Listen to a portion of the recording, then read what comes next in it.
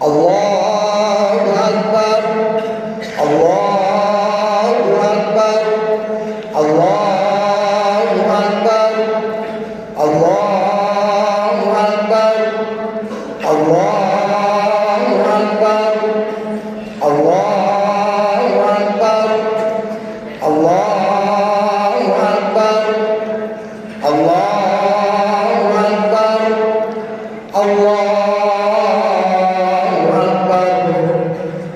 Alhamdulillah,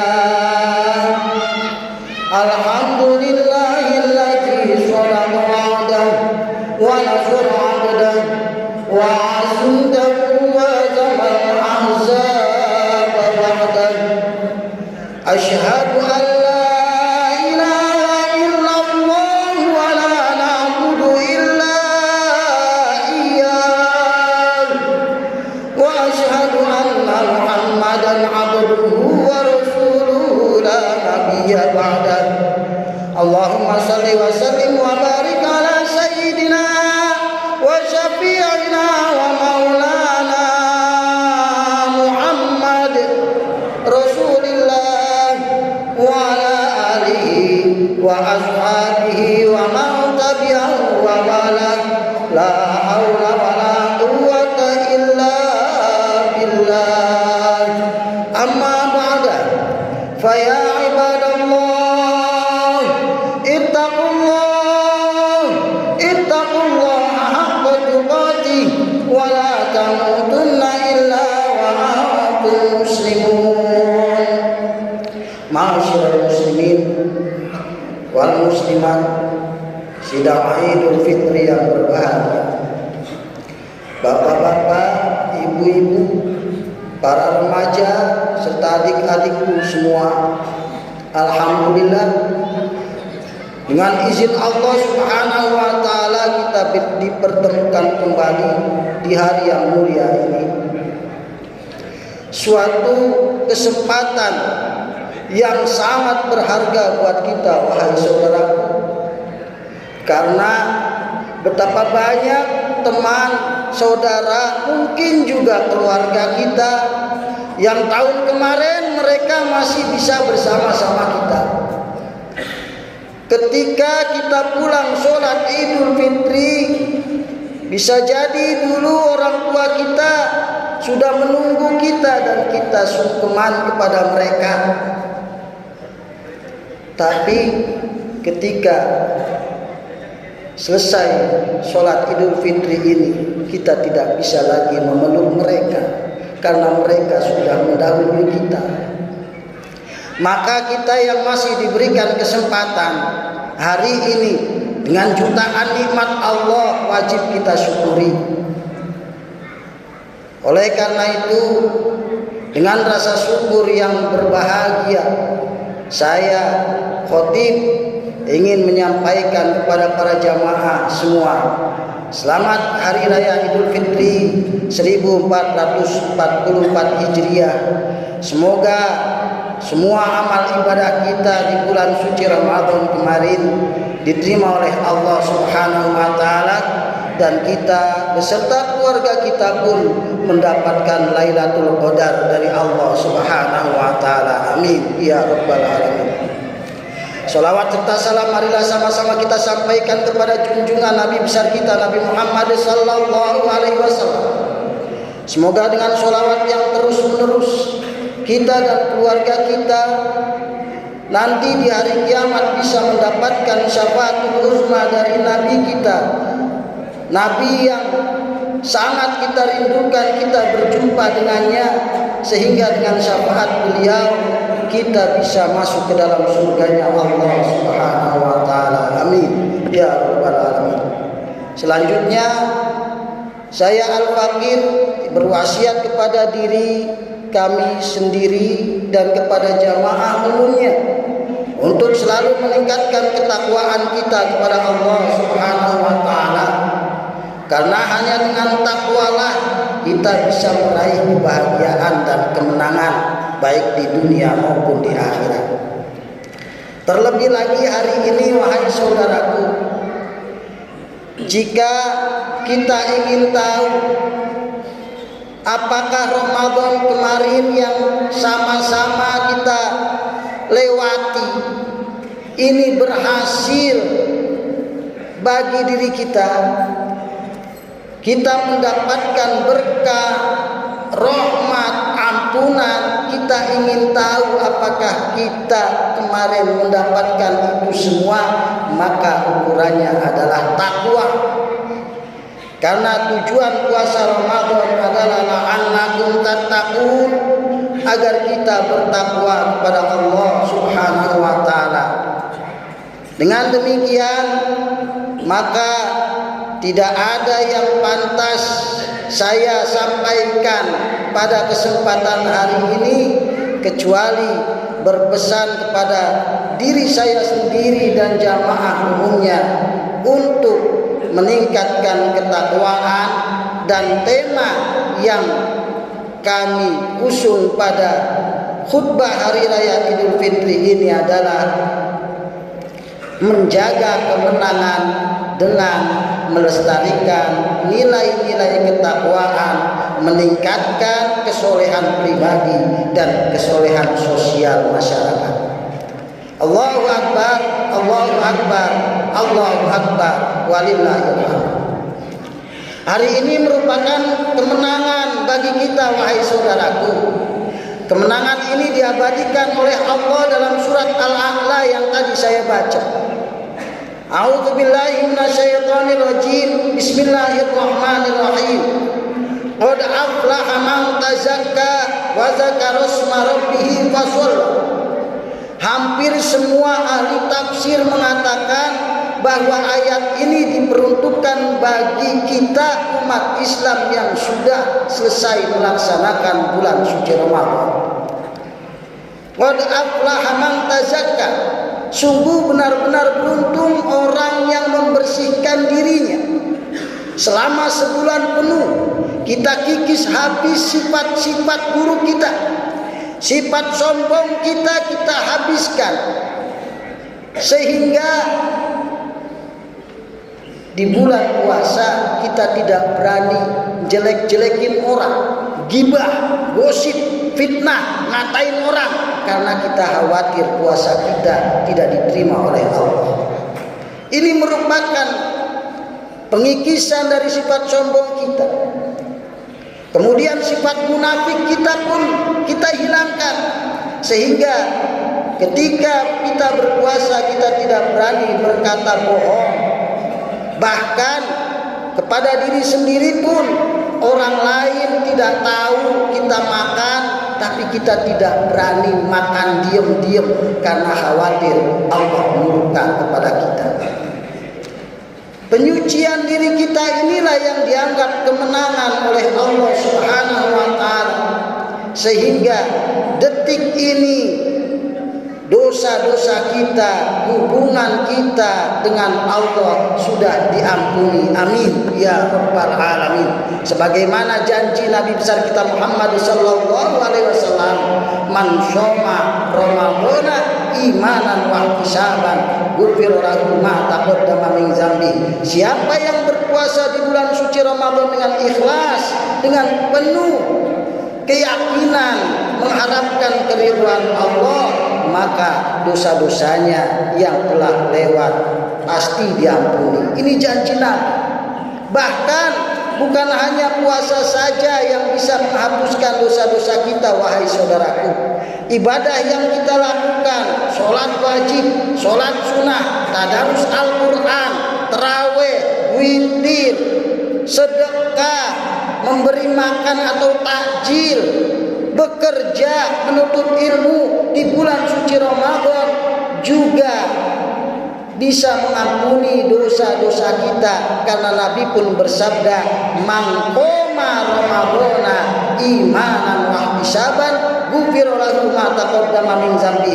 Siapa yang beribadah kepada Allah, khususnya sholat malam yaitu sholat tarawih, maka dosa-dosanya pun akan diampuni oleh Allah. Namun suatu problem buat kita, wahai saudaraku, ketika saat ini kita sudah diampuni oleh Allah. Apakah kita mau diri kita yang sudah bersih ini dikotori lagi dengan perbuatan kita sendiri? Apakah kita mau berdosa lagi? Apakah kita mau gosip lagi, bohong lagi, meninggalkan sholat lagi? Tentu kita tidak mau. Oleh karena itu, faktor ketakwaan inilah yang harusnya kita lestarikan dengan meningkatkan kesolehan pribadi kita. Yang kemarin bisa hatam Al-Quran selama bulan Ramadan, kita tingkatkan lagi bulan Syawal, insya Allah kita bisa melakukannya. Yang kemarin kita bisa menahan diri dengan puasa wajib, maka nanti di bulan Syawal ini ada puasa sunnah 6 hari yang pahalanya kata Nabi sama seperti puasa selama setahun. Ada puasa Senin Kamis, ada Ayyamul Bid, ada puasa-puasa sunnah yang lain yang sangat disunahkan. Inilah pentingnya melestarikan ketakwaan kita. Kenapa? Karena wahai saudaraku, Ramadan sudah pergi. Jangan sampai Ramadan pergi justru kita tidak kembali suci, justru kita tidak bertakwa. Nauzubillah summa nauzubillahi min dzalik. Khawatir jika demikian kita tidak bertemu lagi dengan bulan suci Ramadan, maka meninggal dalam keadaan kotor penuh dosa. Nauzubillah summa nauzubillah. Namun ketika kita pertahankan amal soleh pribadi kita, hablum minallah kita, insya Allah kapanpun waktunya Allah memanggil kita, kita akan meninggal dalam keadaan husnul khotimah. Amin ya rabbal alamin. Selanjutnya, takwa itu bukan hanya hubungan kita dengan Allah, saudaraku, tapi juga takwa hubungan kita dengan sesama manusia. Kesolehan sosial kita dipertaruhkan karena jelas-jelas Allah Subhanahu wa taala berfirman dalam surat Ali Imran ayat 133 134. A'udzu billahi minasyaitonir rajim. Bismillahirrahmanirrahim. Wasari'u ila maghfiratin mir rabbikum wa jannatin 'arduhas samawati wal ardh u'iddat lil muttaqin. Ini kita diperintahkan oleh Allah. Wahai hambaku, kata Allah, segeralah kalian mendapatkan atau meraih ampunan dari Allah dan mendapatkan surga. Jaminan surga dan ampunan ini u'iddat lil muttaqin, hanya diperuntukkan bagi orang yang bertakwa. Dan dilanjutkan pada ayat 134, ternyata Allah memberikan tanda-tanda orang yang bertakwa di situ. Tandanya bukan hanya hubungan kepada Allah, tapi hubungan kepada manusia. Tanda yang pertama dalam lanjutan ayat tadi, siapakah orang yang bertakwa itu? Allazina yunfiquna fis-sarra'i wad-dharra. Orang-orang yang menyisakan hartanya untuk kemaslahatan agama Allah Subhanahu wa taala, mau menafkahkan atau menginfakkan sebagian hartanya baik dalam keadaan susah ataupun dalam keadaan senang. Wahai saudara, ketika kita senang sama orang, kebetulan kita punya uang, mungkin kita tidak segan-segan nyumbang atau ngasih sumbangan atau sedekah. Tapi ketika hati kita sudah tidak suka sama orang, jangankan gak banyak uang, punya uang pun kita enggan ngasih mereka. Ngapain saya ngasih dia? Dianya gak bagus sama kita, dianya jahat sama kita. Padahal tanda orang yang bertakwa kata Allah, mau dia lagi senang, mau dia lagi susah, mau dia lagi hatinya senang sama orang yang dikasih ataupun gak suka sama yang dikasih, tetap menginfakkan hartanya. Dan banyak yang salah kaprah, wahai saudaraku. Mereka sedekah raktir teman-teman yang teman-temannya ini bisa jadi tidak membutuhkan. Padahal urutan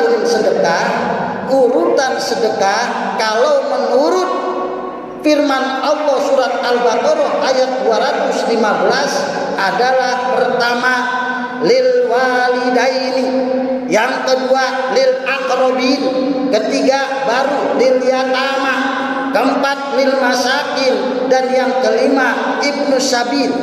Yang wajib kita dahulukan dalam menginfakkan harta kita adalah orang tua kita, saudaraku. Terlebih hari ini, sudahkah kita membahagiakan orang tua di hari yang mulia ini dengan memberikan sesuatu itu paling tidak harganya sama dengan yang kita pakai. Sarung kita bagus, baju kita bagus, harganya ratusan ribu. Masa masih orang tua yang harganya di bawah kita? Padahal sampai dengan detik ini kita dijaga oleh Allah berkah doa orang tua kita. Sampai detik ini orang bilang kita sukses, kita kerjanya enak, berkah doa orang tua kita, saudaraku. Kesuksesan kita saat ini adalah orang tua punya ikut andil besar dalam kesuksesan kita. Maka ketika punya uang, yang didahulukan bukan siapa-siapa, tapi orang tua kita. Beruntunglah bagi yang orang tuanya masih ada. Ketika orang tua kita sudah tidak ada, mau ngasih kemana?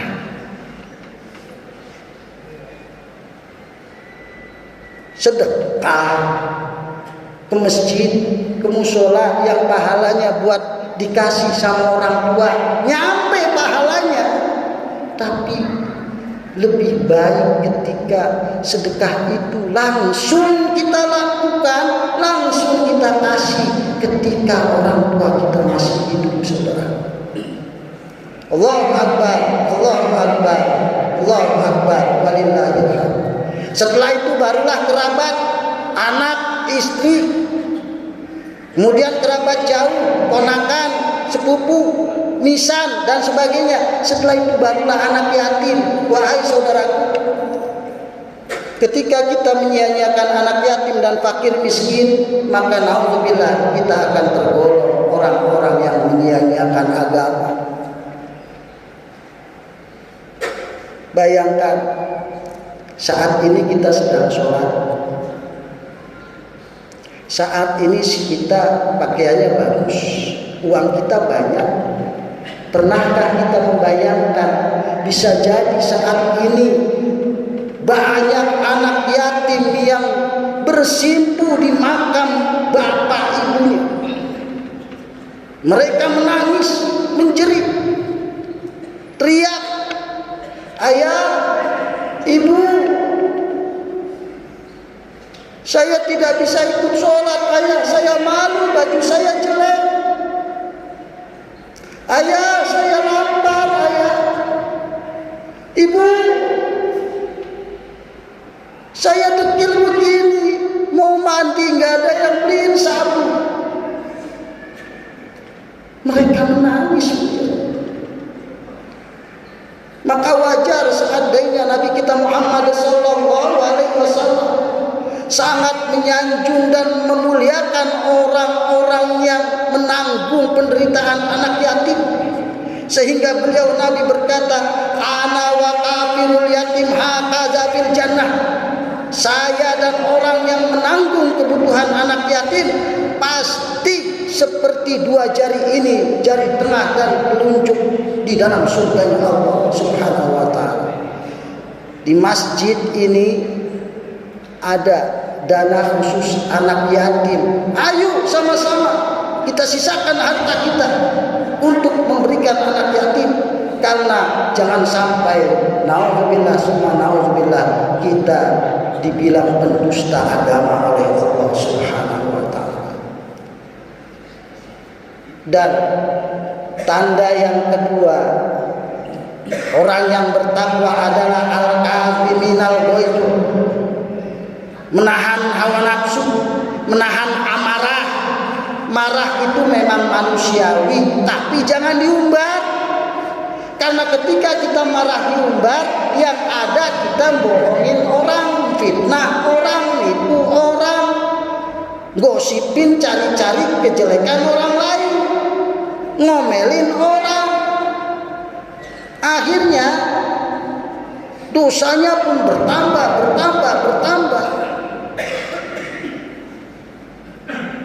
Ketika anak sama orang tua pasti bisa melawan kalau tidak bisa menahan amarah. Suami istri bertahun-tahun pasti bisa cerai kalau tidak menahan amarah. Bahkan kakak adik bisa saling bunuh cuma gara-gara rebutan warisan kalau tidak bisa nahan amarah. Dan yang ketiga, yang terakhir, ketika tanda orang yang bertakwa dalam surat Ali Imran 134 adalah wal afina 'anil nas, saling memaafkan, memberi maaf bagi yang pernah dizalimi dan meminta maaf bagi yang sudah pernah menzalimi.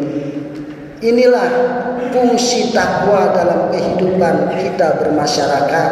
Oleh karena itu, setelah Idul Fitri nanti kita datangi orang tua kita yang masih hidup, kita minta ridhonya, minta ikhlasnya, minta maafnya, karena sebagai anak kita pasti banyak salah.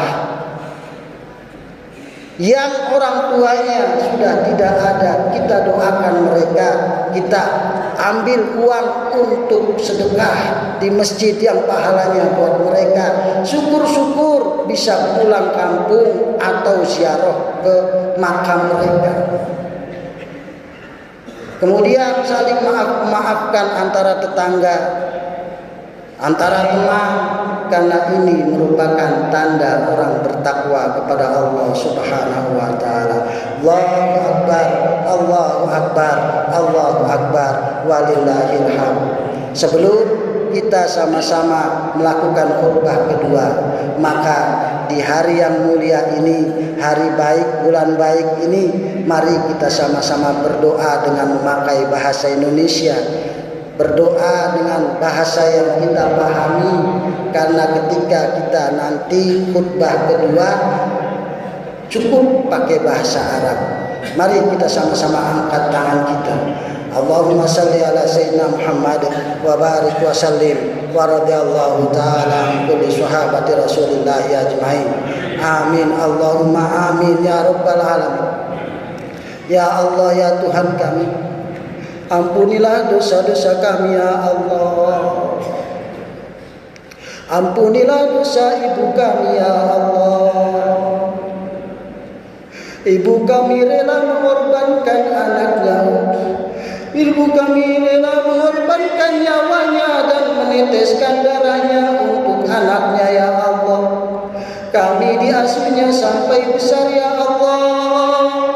Kami belum bisa membalas jasa ibu kami ya Allah. Giliran kami bisa kerja, giliran kami sukses, giliran kami bisa mau ngasih ibu kami, tapi Engkau panggil duluan mereka ya Allah. Kami hanya bisa berdoa ya Allah, semoga tetesan darah ibu kami saat melahirkan kami, semoga tetesan air susunya yang membentuk darah daging kami bisa menjadi penerang di dalam kuburnya ya Allah. Ampunilah dosa ayah kami ya Allah. Ayah kami adalah orang yang pertama yang paling sibuk saat Idul Fitri ya Allah. Ayah kami tidak rela ketika kami tidak punya baju baru ya Allah. Maka dengan segala upaya ayah kami membelikan kami baju baru ya Allah. Namun ketika kami ingin membelikan ayah kami baju yang bagus, Engkau sudah panggil duluan ayah kami ya Allah. Ampunilah dosa ya Allah ayah ibu kami ya Allah. Ampunilah dosa guru kami ya Allah. Ampunilah dosa anak istri kami ya Allah. Ampunilah dosa kakak adik kami ya Allah. Walaupun kami sering bertengkar berselisih dengan kakak adik kami ya Allah, tapi hanya kakak adik kami yang mau memandikan jenazah kami ya Allah. Hanya kakak adik kami yang mau masuk ke dalam kuburan kami ketika kami tidak ada ya Allah. Ya Allah ya Tuhan kami, ampunilah dosa kaum muslimin wal muslimat ya Allah. Ampunilah dosa semua orang Islam atas izin dan ridho-Mu ya Allah. Ya Allah ya Tuhan kami, di hari yang baik ini kami meminta ya Allah, panjangkanlah umur kami serta sehat walafiat ya Allah. Kami sangat-sangat menyadari ya Allah, di bulan Ramadan kemarin ibadah kami belum banyak ya Allah. Di bulan Ramadan kemarin kami belum maksimal ya Allah.